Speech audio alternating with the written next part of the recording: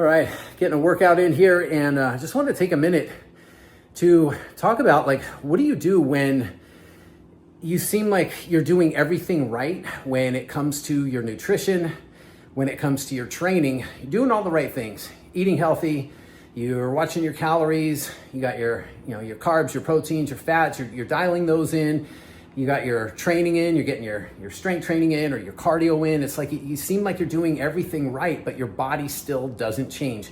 You are not getting any leaner. You're not building muscle like you want. Maybe you're not getting any stronger, and your body fat's not budging. And I know this through my own experience. I've had my own struggles with my weight and my body composition, and in working with clients for over 20 years who struggled with very similar issues, with theirs. And, sometimes, we have to stop treating it like it's just a math problem. Calories and macronutrients and those things are important. So this is not going to be a video where I tell you that calories don't matter and all that stuff, because they do. If we are overeating, more calories than you need, than your body can use, then yes, you're going to gain weight and you're going to, to gain body fat. It's going to happen. However, it's not always the whole story. Sometimes, like, we could be doing things right, but what we're not looking at is what's running the show, kind of the thing that controls it all. And that has to do with regulating our nervous system, because behind it all, the thing that makes our digestive system work so that we can break down all the calories and digest the foods that we eat and get the nutrients shuttled where they need to go to build muscle, to provide energy, to keep our metabolism going and to keep our health up and all of that kind of stuff, keep our energy up, so we can train and do the things we need to do to get our bodies to change. The nervous system runs it all. So, what happens is a lot of times we have to look outside just the general area of exercise and nutrition. It's not just diet and exercise. There's more to it than that, especially if you are trying to do all the right things, but your body is not changing. You're kind of stuck in a plateau, maybe things just aren't moving, and what happens is, a lot of times we are dealing with so much sensory information coming in. We're dealing with all kinds of life issues. If you are over 40 and if you have a family and you have a full-time job, you have bills to pay, you have responsibilities, maybe you have deadlines at work that you're trying to meet. There's a lot of pressure and things that kind of go with the lifestyle. And, when the input gets to be so much, it can get to a place where our brain is starting to perceive an increased sense of threat to our survival. Now, it doesn't mean that there is actually a threat to your survival. It doesn't mean that, but it's kind of how our brains are wired. And so the brain is always trying to answer the question, am I safe? And it's always trying to kind of regulate that, because this is the thing that, really keeps us alive. That's what it's designed to do. So it's always on the lookout for threats. And when the perception of threat gets to a place where it gets too high, basically, what starts to happen is that now we get to a point where the nervous system starts to overreact. It gets overstimulated, and then we end up in a place where we're releasing a lot of cortisol, which will work to help to create more fat storage, and it makes it difficult to lose fat. And also our digestive system starts to become suppressed or depressed, however you want to call it.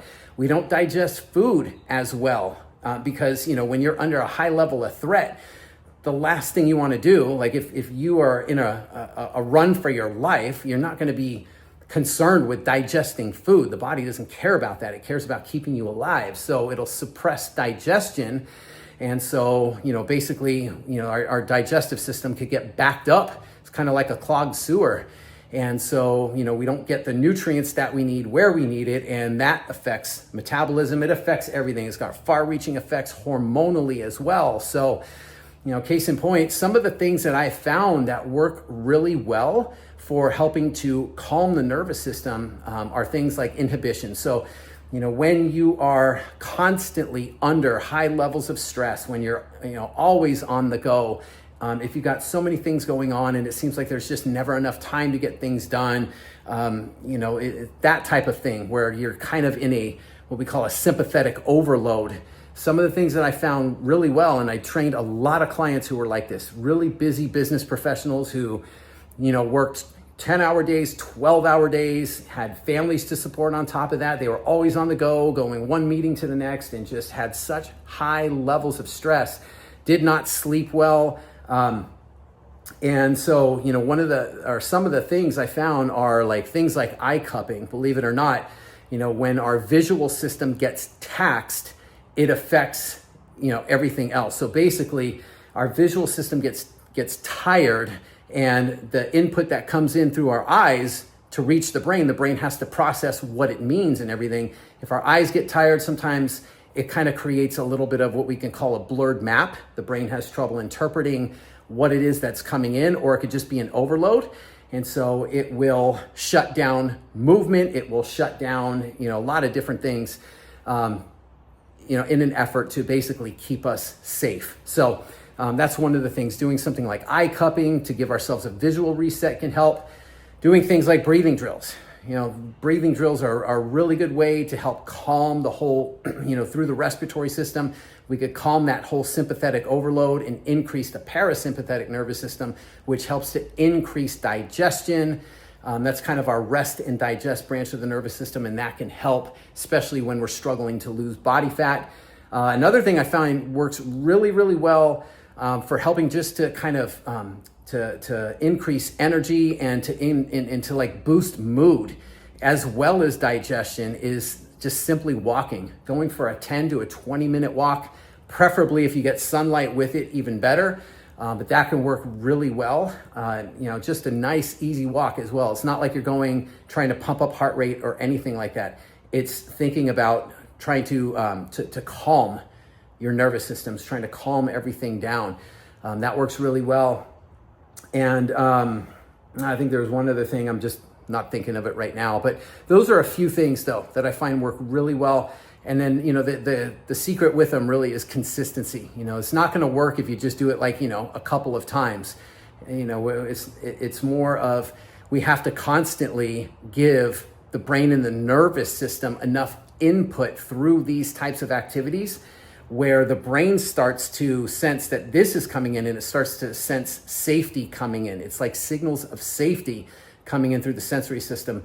And once it gets enough of that, it'll basically stop putting the brakes on the fat loss, and it'll start to kind of regulate metabolism and digestion and all these other things. So I think, a lot of times we're treating this issue with fat loss too much like a math problem. It's not that the numbers aren't important, but they're not the end all be all. There are other factors that can and do affect body composition and, getting lean or losing weight and building muscle and things like that, as well as just our health and our energy. So hopefully that helps. I would say give those a shot and do them very, consistently, day in, day out, and, throughout the day, sprinkle them in. They don't take very long to do. Eye cupping, like seriously 30 seconds of eye cupping, that's not long. You could do it, just sitting there in your office, taking a 1 minute break, getting your eyes off the screen or off your phone for a while, taking, like I said, a 10-minute walk after dinner, walking the dog if you've got a dog, or just going out for a 10-minute walk with your wife or whoever, or just by yourself can work wonders. Doing some breathing drills, can really help. Again, 30 seconds or so, 10 seconds even, those things can help. So hopefully that helps. Let me know how it goes, and I'll talk to you next time.